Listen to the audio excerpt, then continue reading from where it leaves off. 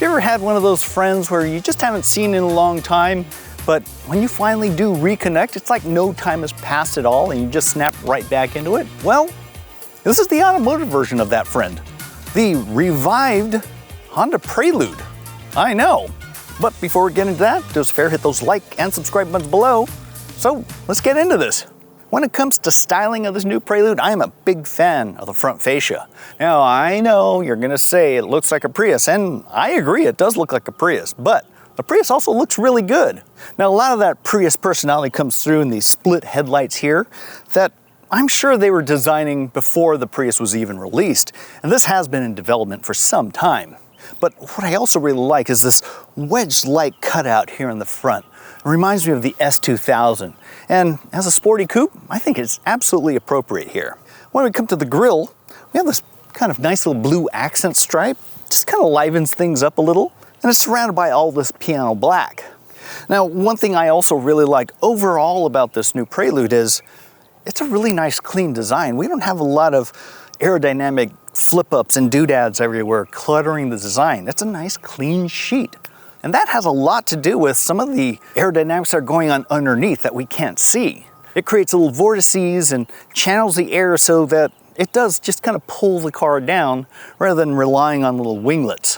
When it comes to aesthetics, I definitely prefer that. This clean sheet design continues all the way down the side, and it's accentuated with these flush-mounted door handles. And down here at the bottom of the door, we have this coved out section that adds a little bit that sporty athleticism. And it does serve a purpose. There's a little inlet here to help channel the air for improved aerodynamics. I also like this extended side sill here that gives it the appearance of riding a little bit lower. Standard on all Preludes are these blue painted brake calipers that are made by Brembo. I think they add a little bit of style and flavor to the side, where otherwise if they're just plain old silver, it'd look a little boring. I don't know if I'm the only one who feels this way, so let me know in the comments, but I feel like there's a lot of Porsche going on back here, and that is a good thing. This light bar that goes across, the way they have the Honda spelled out with these raised silver letters, and even this Prelude script here, it says 911 or Taycan to me. And the way they round these corners off and have them blend into the haunches as well as the roofline, just kind of give it that Porsche vibe. So maybe in a few ways, it's almost like business up front, party in the back. Almost like your long-lost friend came back with a really stylish mullet. This Prelude suspension has some seriously good provenance. They're derived from the Civic Type R, but just retuned for a little more comfort. Also, our standard adaptive dampers. Under the hood of the new Prelude is the same engine you get from the Honda Civic Hybrid. That's a 2-liter 4-cylinder gas engine that's paired with 2 electric motors. Combined, they're good for 200 horsepower and 232 pound-feet of torque. There isn't a traditional transmission in here though. In some ways, it operates like an EV with a direct drive from the electric motors to the wheels, while the gas engine works like a range-extending generator. But that gas engine can also contribute power directly to the wheels through a coupled fixed-ratio clutch. You kind of get the best of both worlds with this powertrain. You get the most efficient part of a gas engine on the highway, but you have the best acceleration from electric power when you're just starting off the line. Now, I know this is all really complicated, but trust me, it all comes together really well on the road. So let me prove it to you.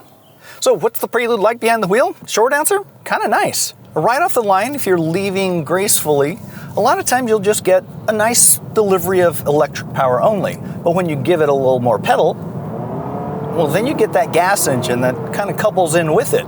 Now, also, the gas engine couples on the highway when there's less demand, and that's when gas engines are the most efficient. So, not only are you getting power, but you're also getting a good mix of efficiency too.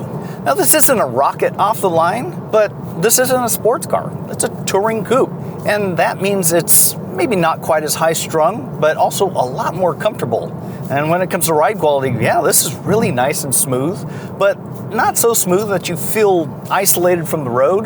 You'll go over a bump, you'll feel a little bit of a thud, but it's not crashing, it's not impactful, and it just kind of feels like you're one with the car. Everything, just like the weight of the steering wheel, the way the suspension is soaking things up, it just feels a lot more driver-focused than a Civic would be. And when you consider that this has a Civic hybrid engine, there should be some distinction between them. And I do absolutely feel that. If you go to the sport mode, then you also get a little more growl out of that engine. It's a little more inspiring, but the real thing here is their S Plus shift system. So you hit this button down here, and now these paddles work as simulated gear shifts, because this technically doesn't have any gears and also isn't a CVT, even though they call it an eCVT. Kind of confusing. But when you operate it with the paddles, like you're shifting a regular transmission car, they're spaced really intuitively. I prefer driving like this because it's a sportier little coupe. But if I was on a longer road trip, I'd just take it back out and just let it cruise. When you're out of that S Plus mode, these paddles adjust the brake regeneration. Now, in an EV, I typically like having the highest regeneration so I could one pedal drive it. And you can almost do that with the Prelude. It won't come to a complete stop, but it'll come close. Let's say within 3 miles an hour of stopping. So unless you're in bumper-to-bumper traffic where you're stopping a lot, it's actually really helpful. It takes a little bit of the fatigue off of driving. When I do use the actual brake pedal to come to a stop, transitions between electric and gas and everything completely undetectable. And that means when you come to a complete stop, it feels just like a regular brake pedal. When it comes to visibility, it is refreshingly good. Now, usually these roof pillars get pretty thick because of roof strength standards for crash tests, but this is pleasantly narrow. It's just channeled in the right way so that it doesn't get too much in your way. The view out the back, not great, but this is a sport coupe, and I do have just enough of a view out there to see if, there's a light bar on top of a Ford Explorer or something. The mirrors give you good situational awareness. They're kind of well-sized for a small coupe like this. The only issue I have is, on the highway, I'm hearing a little bit of a whistle coming off of it. Now, we obviously don't have the radio going, but I'm positive that even at very low volumes, it'll drown that out easily. Of course, with any sporty vehicle, handling is paramount, and it's pretty nice. It's not going to rail around corners like an S2000, but it's also going to be a lot more comfortable. Now, with standard adaptive dampers, when you go into sport mode, it gives you a little more stiffness, a little less body roll, and just a little more of that sporty feel. And it works really well. I wouldn't consider this a track car. Front-wheel drive has its limitations because you're demanding a lot from those tires. You're asking them to turn, brake, and accelerate. So there's only so much you can do of each at the same time, which is probably why the S2000 was such an outlier for Honda, because it was rear-wheel drive. But for the most part, I think people who are interested in a sporty, good-looking car that drives well and gives you just enough performance to inspire you, I think the Prelude is it. But of course, there's a lot more to talk about with the interior, so let's pull over and chat about that. On the inside, this new Prelude has a little hint here and there of the Honda Civic, especially here in these mesh grills. But otherwise, it is its own thing, and it looks good. It sets itself apart from the Civic and other Hondas with much nicer materials, especially in these suede materials here, and almost everything you see here is standard. That includes these leather seats with synthetic leather trim, this 9-inch infotainment touchscreen, wireless Apple CarPlay and Android Auto, this wireless charging pad, and an 8-speaker Bose premium audio system. As a sportier coupe, I also feel a little more enveloped as a driver here, which is good. It's like a nice, cozy, snug cockpit. And helping to bring us into the modern age is the standard digital instrument panel. I'm especially fond of the steering wheel. It's a little thicker gauge, so it feels like you just have a little better grip on it. And I also like this blue stitching that appears throughout the cabin. I really don't have a lot of complaints, but there is one minor one that sort of carries over to all Hondas, and it's this gear selector section here. I think it's a bit of a waste of space. It can be better utilized for a little extra storage here and there, and it's not all that intuitive. I've been driving Hondas for quite some time with this layout, and it never fails. I sometimes miss or hit the wrong button, and it's just not as intuitive as a shifter or even a column shifter. Behind that, you have two pretty well-sized cup holders and a small-ish armrest bin, but it is deep. Door pocket-wise, also about moderate, nothing too special. You can get the smaller water bottles, but probably not those larger flasks. Not only do I like the way these two-tone seats look, but they also feel really good. They have ample bolstering here for when you're cornering. They also have Honda's new asymmetric seating. That's just a fancy way to say there's a little firmer padding in the driver's seat and a little softer padding for the passenger because they're more about comfort. Also standard, heated seats. No ventilation, unfortunately, but so far, I haven't needed it. They breathe pretty well. When it comes to the infotainment system, it's Honda's Google-based system, and it works really well. The graphics are nice and sharp, the responses are quick, and the menus are fairly logical. I also like that you get Google Maps, but honestly, I like using Google Maps through my phone instead because, well, that's where all my addresses are and also knows how to navigate me home. But if you program it right, you add in your information, it'll do the same for you. Now, as an added bonus, one of my favorite things, physical controls for the climate. You have dials, you have buttons, and I like that because it's not integrated into the screen. So that means you can do a no-look adjustment while you're driving. It's less distracting and just easier to use. As you can see, these rear seats are far from accommodating.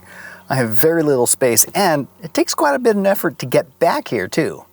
First of all, I bumped my head pretty hard on the roof line just getting to the front seats, and getting back here, well, it takes some extra acrobatics.